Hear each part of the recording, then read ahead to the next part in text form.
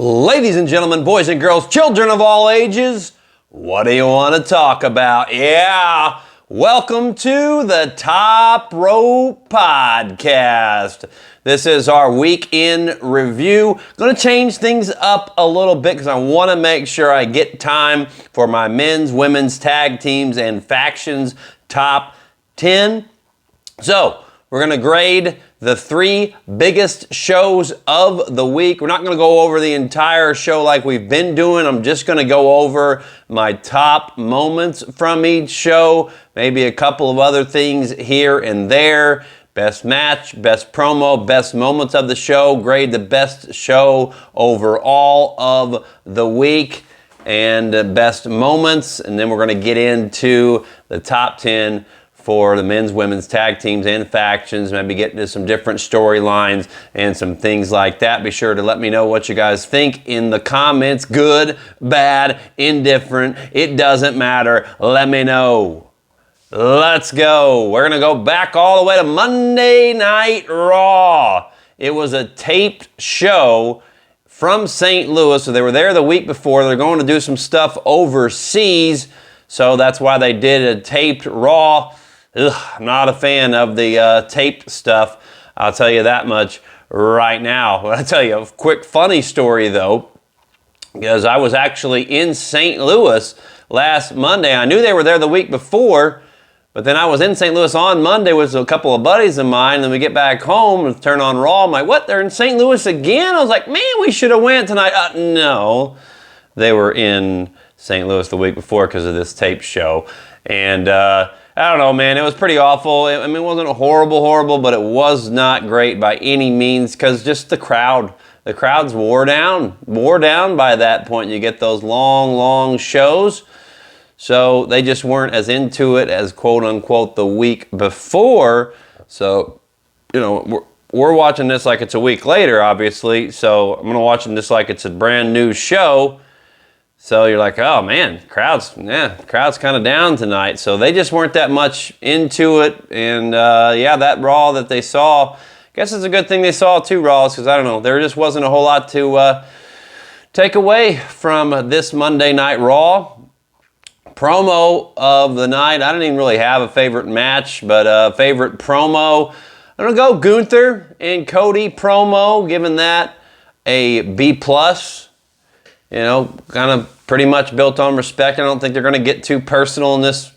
It's not going to really be a feud or a rivalry. It's just set up to battle for that Crown Jewel Championship, which, well, I don't know, man. What do you guys think about the Crown Jewel Championship? Because they keep saying that there's going to be a definitive winner in this.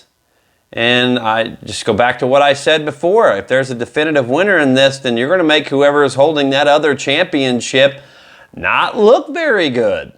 So I'm interested to see what happens for sure. But I think in that Cody and Gunther match, despite everything they say about a definitive winner, I just think that Kevin Owens is going to get involved. It might be definitive after Kevin Owens comes out and causes a distraction, but is that definitive then if he causes a distraction and Cody ends up winning this thing? I don't think so. So, I mean, they keep saying definitive, so maybe he doesn't interfere, but everything tells me, and the storyline tells me that he would interfere. If he does interfere and cost Cody, and Gunther wins this thing, then Cody is protected, but we didn't get a definitive winner. So I'm very interested from that aspect of it. I mean, yeah, the belt's freaking huge. It looks cool, but I mean, it's just going to be a trophy. It's got to be just a trophy, right? They're not gonna defend it. So I never got into the Night of Champions before when the champ versus champ and all that stuff. And like, it doesn't mean anything because it's not for a championship. Well, now they give me a championship that it's for, but it's not. It's not. To me, it just is. It's like a trophy. I'm just not. I don't know. I'm not that much into it. Just keep going with the storylines you got going. I mean, it's cool. It's a good match. That's for sure. But meh. Some other top moments from Monday Night Raw. My top 3 moments here. Number 2, I really liked R-Truth getting the win. The comedy stuff with him, always great. Give that.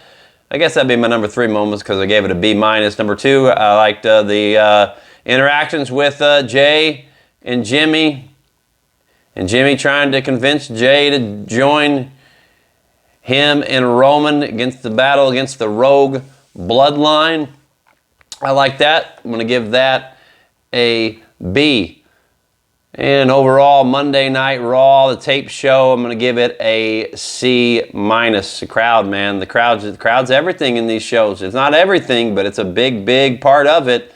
So when your crowd's down, that can easily knock it down a letter grade, if not, probably a letter grade. A letter grade is about right.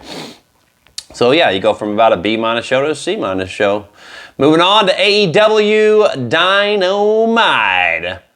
Jon Moxley promo to lead it off.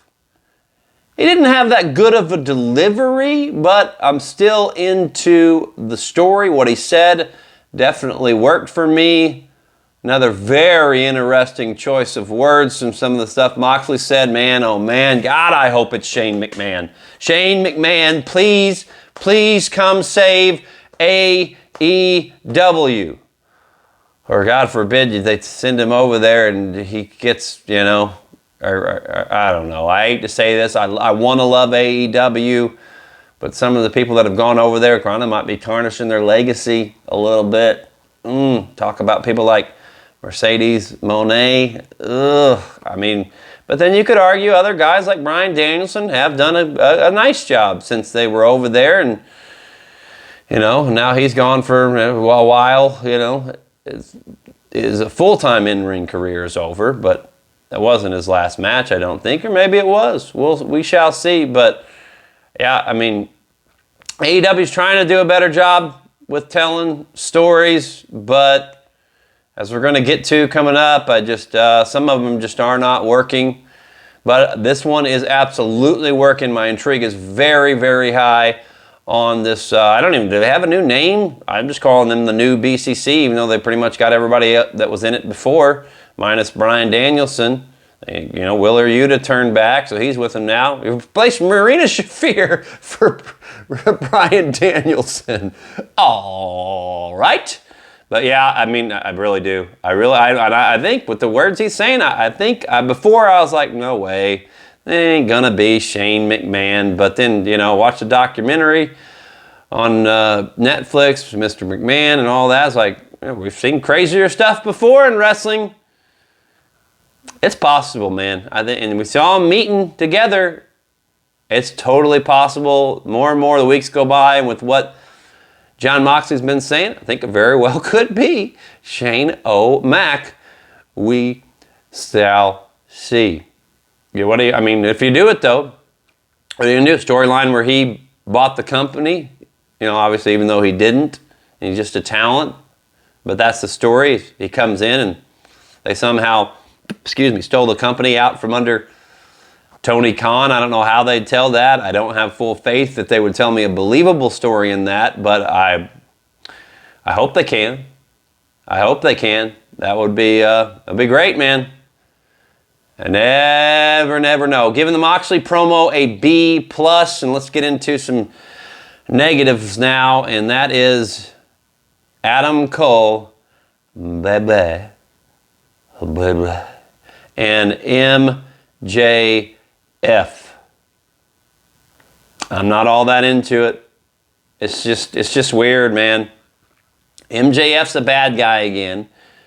Adam Cole comes back as a babyface.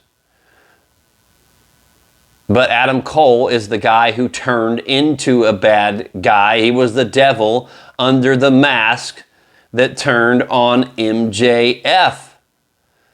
So telling this story, continuing this story from before, with now Adam Cole being the face and MJF being the heel, they tried to explain it, but I just didn't believe it because it just didn't make a whole lot of sense. And to be honest with you, I never thought it made sense turning MJF into a babyface. Yes, he is that talented. Yes, he made a babyface run work for him. Absolutely he did, and I hated it. I hated it at first, and then I'll be honest with you, some of these things, that Adam Cole and MJF were doing in the arcade and some of the other stuff, being friends and everything, like it did grow on me some, but all along I'm still like, yeah, you'd been better off if you'd have kept him as a heel, because they've done a good job actually in trying to turn him back into a heel. I don't know how much this will help,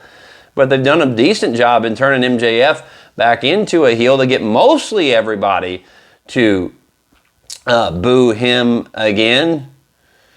But I don't know. I'm just not sure they ever should have turned MJF into a face to begin with, and then continuing this storyline, it just doesn't add up. I'll have hopes maybe they can tell me a little something better on this coming Dynamite, because I want to like both of these guys.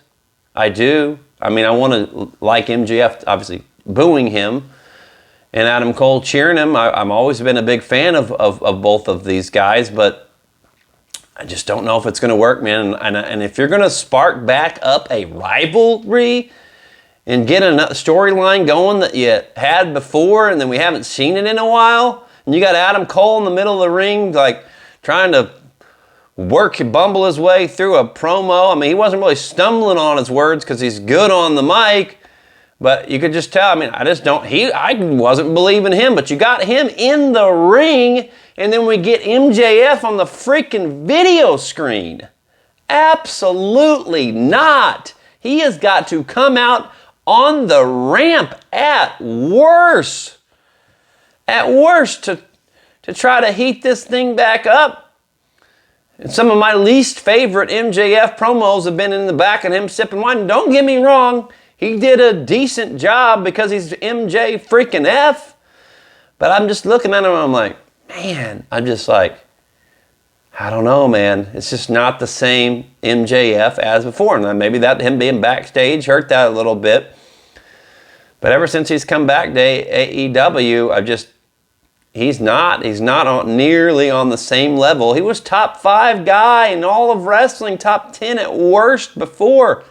You're going to see my top 25 later. I'm not even sure he's in it. He might be on the edge. We're going to find out here in a little while.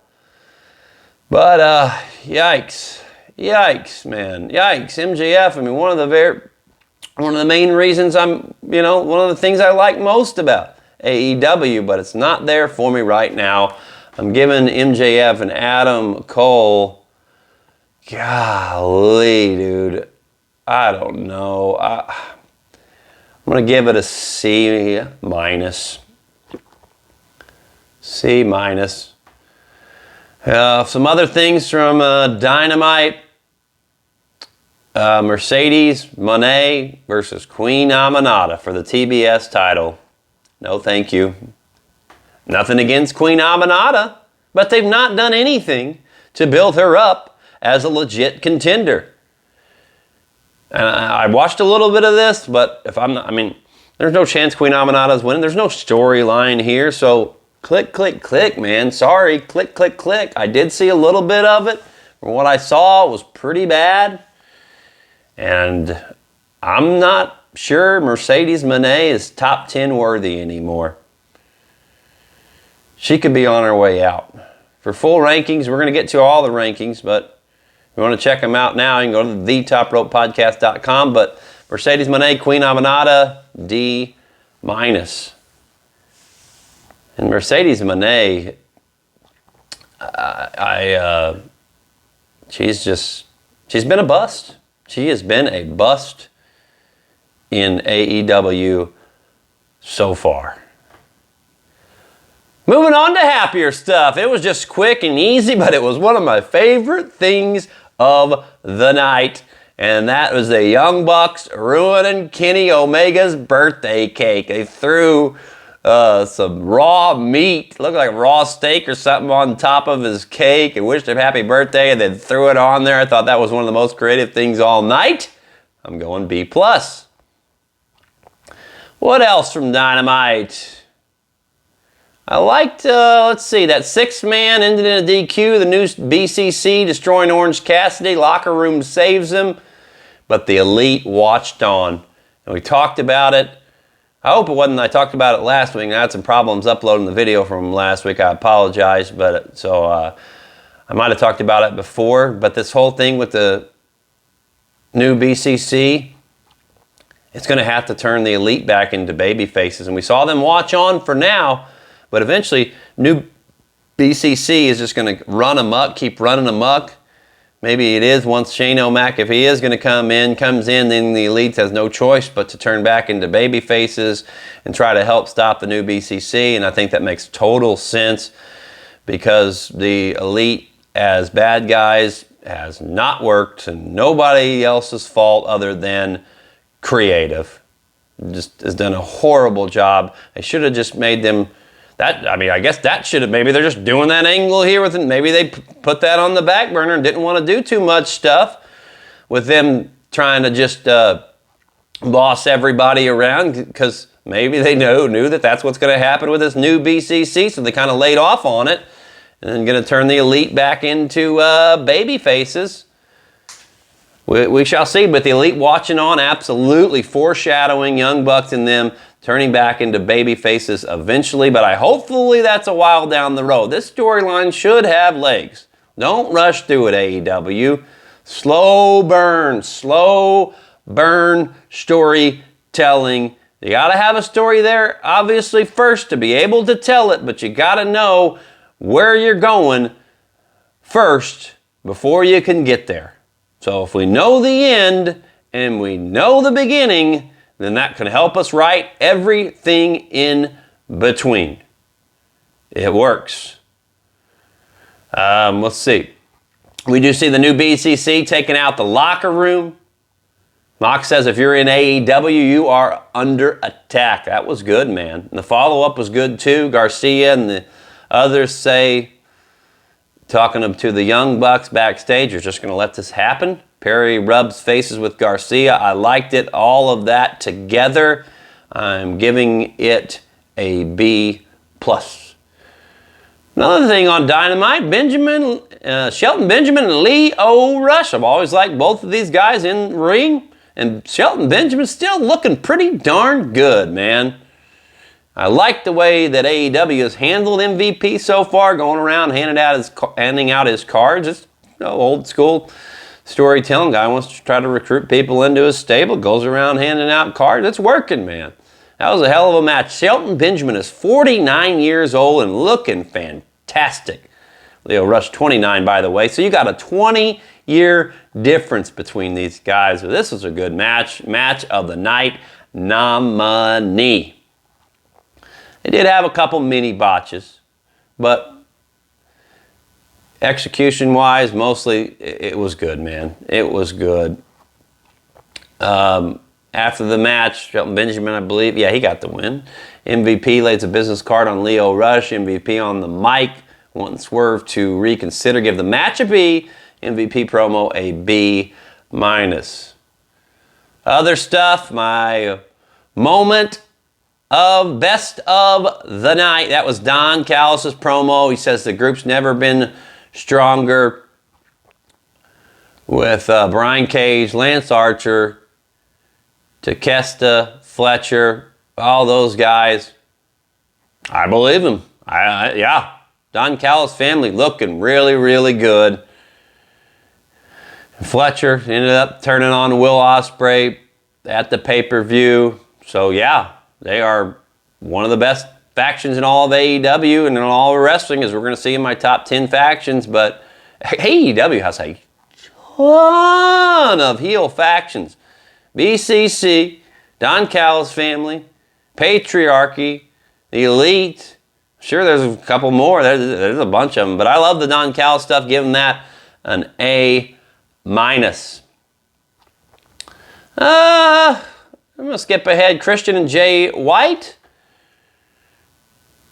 The crowd at one point was chanting, "Let's go Christian." And that speaks to Jay White's babyface promo from last week not going well. He said some things in there, just like you say something and it's like, then you try to turn around and say something else. Forget exactly what it was, but it wasn't good because I think it hurt him here. Crowd didn't seem to be popping too much. But with that said, it was the best match of the night. Hangman and Kip getting involved. Kip with the distraction. They screwed that up, though. They screwed that up. He wasn't supposed to, he missed a spot, Kip did, or he was supposed to wait, because you could hear, I believe it was Christian saying, or Jay, one of them saying, wait. So they missed it. They had to do it again. But I tell you what, it turned into one of the things I remember most from Dynamite, and that's freaking Hangman Page laying out there on the outside, just staring straight up at the ceiling with his crazy ass eyes. It turned a negative into a positive. But eventually they redo that spot. Kip the distraction, allows Hangman to hit the Deadeye with the rest back turn. I'm going to give that match a B plus, what am I saying here? I'm going to give it a B. Overall, Dynamite, C plus, best of. Don Callis family promo. Christian J. White and the Bucks ruining Kenny Omega's birthday cake. SmackDown, match of the night, DIY versus the Street Profits versus Pretty Deadly, one of the two of the number one contenders triple threat tag team matches on SmackDown. And I thought both of them were well wrestled matches. This was the better of the two, I think, although I really like the Machine Guns, Motor City Machine Guns, in their debut. Nominee for one of the top moments of the night. They get the win. I really love both of them. I will give the nod to DIY Street Profits Pretty Deadly slightly, just from a wrestling standpoint, from overall popping standpoint. I love the debut, so we're going to go with a tie. But I'll tell you what I loved about them. Whenever you have multiple team, 3-4 team, tag team matches, one of the things I hate the worst is whenever two men are legal, only two men. So, it's like, oh, cool, to get the tag, to get in the match, you're going to have to reach over, and that guy needs to stay out of your corner, or otherwise, he's got to get to his own partner. So if you want to get in, you got to reach over. Well, that's one of the matches I hate the most. Try not to hate anything. Dislike the most in professional wrestling. One of the matches I love the most in professional wrestling, though, is when you have the same amount of teams out there, and every team has a legal member. And I thought it was great how both DIY and Street Profits pinned both members of Pretty Deadly. Obviously, only one of them was legal. So at first, in the moment, you're like, oh, wait a minute. Oh, no, they both teams won. We're going to have it. No, hello. No, only one of those men were legal, so only one of the teams got the win and ended up being DIY. I thought that was super creative booking in that match. I really, really liked it. It was my match of the night. Promo of the night. I'm going to go to Roman and Solo at the end. Roman saying earlier that he was going to go out there. He's only one way to fix this, because, Jimmy and him were talking. Roman's telling Jimmy, I told you, man, it's not going to work with Jay. Not going to work.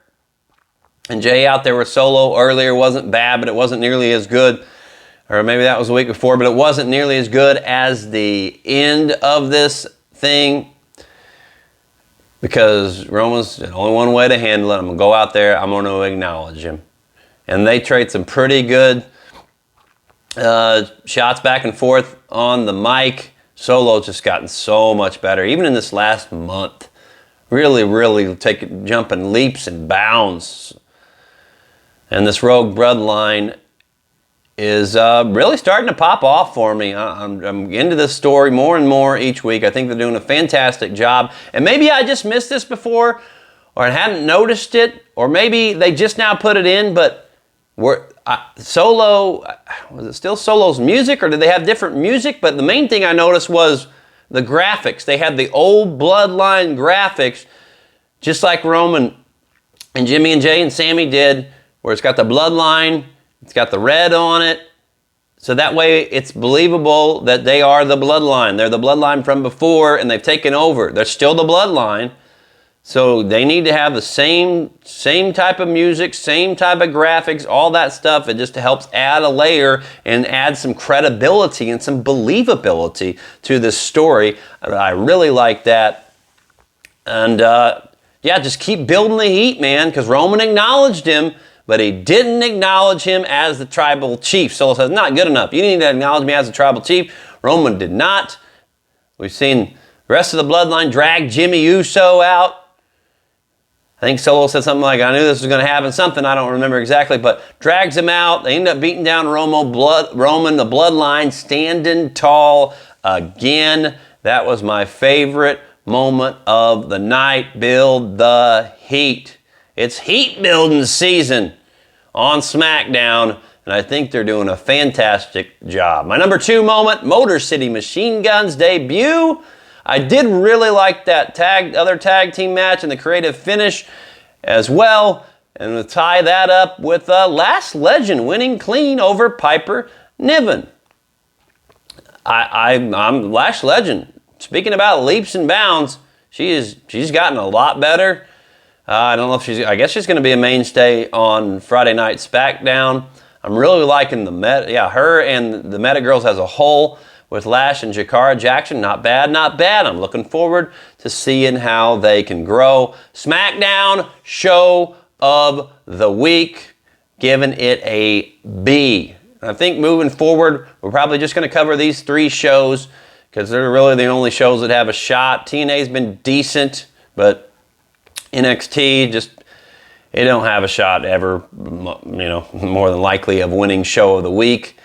Neither does Collision, Rampage. Sorry, no. So we're going to just grade these 3 main shows every week and tell you my overall favorite moments. That's the Bloodline leaving Roman laying, Don Callis family stuff, and going the Cody and Gunther promo for the overall best of the week. And as a whole, in wrestling, I'm going to give wrestling a C. Yeah, C. Yeah, C plus.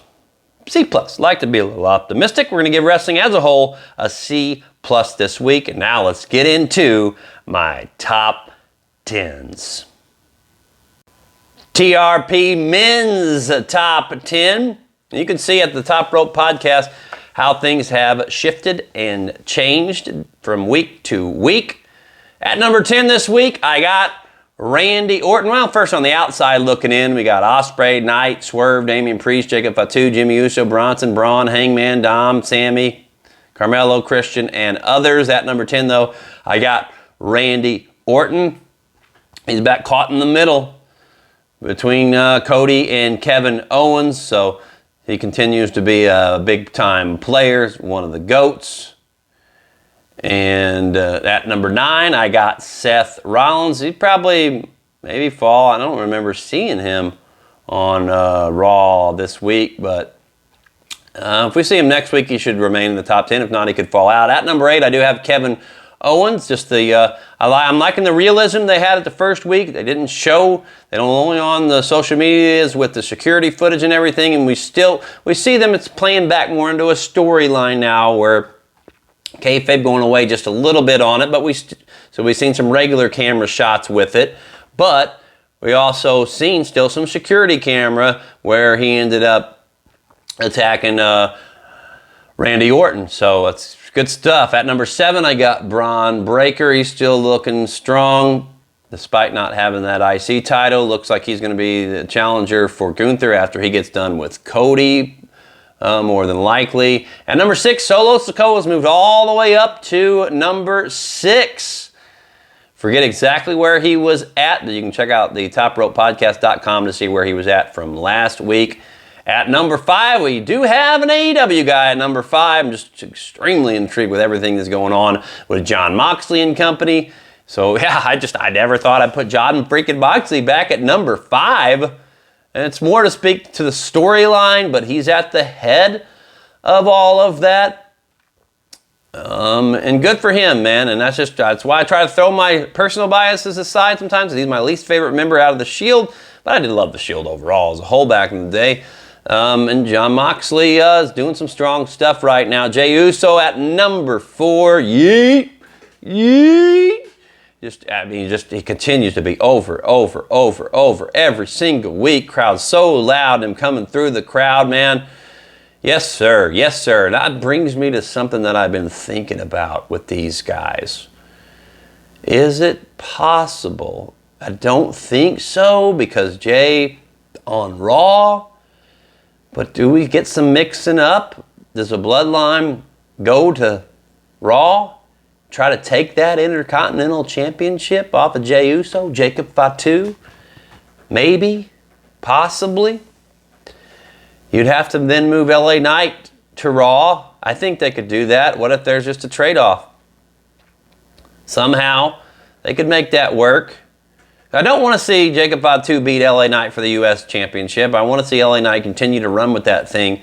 But if you want to keep building this Rogue quote, I'm not even going to call it Rogue anymore because they got the main graphics. But if you want to keep building up this version of the Bloodline, then do you put a title?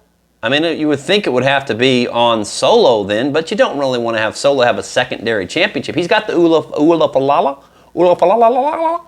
He's got that. He's got the necklace. That's all he needs. What if Jacob Fatu and Jey Uso battle for that IC title? Jacob Fatu's your Intercontinental Champ. You got the other two guy, the Tongans, as your tag team champions. And Solo's got the necklace. I don't know. Yeah, does that overshadow Solo, though, if he's got only the necklace and everybody else has gold? Or does that make the Bloodline look that much stronger? What do you guys think? Let me know in the comments. At number 3, I got the King Ring General, Gunther. Gunther at 3, Cody Rhodes remains at number 2, and I got Roman Reigns still. The OTC is at the number 1 spot. Moving on to the women's top 10. First on the outside looking in, Io Sky, Naomi, Chelsea Green, Roxanne, Mercedes Moné. We talked about her. She's fallen to 15. Ash by Elegance, Michin, Raquel Rodriguez, Lash Legend in the top 25 now. Chris Statlander, Lyra Valkyrie, Nikita Lyons, Sol Ruka. Even though they haven't done a whole lot lately, I love them. I have a little personal bias going on here. How I break these things down, guys, is who's getting the push, who's over, who's in big storylines, and then, yes, a little bit of personal bias on who I really like. So that's why Nikita Lyons, Sol Ruka in there, Britt Baker, Kalani Jordan rounded out the top 25. At number 10, still got Jordan Grace going strong. At number 9, I got Willow. Sorry if my audio cut out there. Number 10, I got Jordan Grace. Number 9, I got Willow. Number 8, I got Jade Cargill. 7, Bianca Belair. I mean, their star power is just so high that, you know, just as far as they're pushing everything right now, not so great. Women's Tag Team Championships, I mean, they just don't mean a whole lot. They're trying to make them do something with them, but their star power keeps them in the top 10. Number 6, I got Bayley. Number 5, I got Mariah May. I think she's doing a great job as AEW Women's Champion. They got to get some good stories for her, though. I thought it was going to be her and Britt Baker. Maybe it still will be, but I don't think we've seen Britt on Dynamite. And is Britt even getting pushed that much? She's been awful since she's returned to AEW. Like some of their bigger stars that they had before are just dropping down, man. Dropping down. I don't know what's going on with that. They got to build MJF and Britt Baker, people like that, back up. Number 4, I got Tiffany Stratton. Number 3, I got Nia Jax. Number 2, I got Liv Morgan. Number 1, I got Rhea Bloody Ripley. See, they notice them going away from that now. They got the Rhea Bloody Ripley shirt. I don't know if they want to call her mommy anymore. She's not mom anymore. Real quick, let's go down the tag teams. Number 10, Private Party. Number 9, Jade Bianca. Number 8, Ballard McDonough. Number 7, got the Motor City Machine Guns, man. Just more on them. Because I was talking with my buddy about, I think it's going to be the Lucha Bros. It's this other mystery tag team tonight. And he kept saying Motor City Machine Guns. That son of a gun probably is on the dirt sheets more than me. I'm not on them at all because I hate it. Because give me some kayfabe.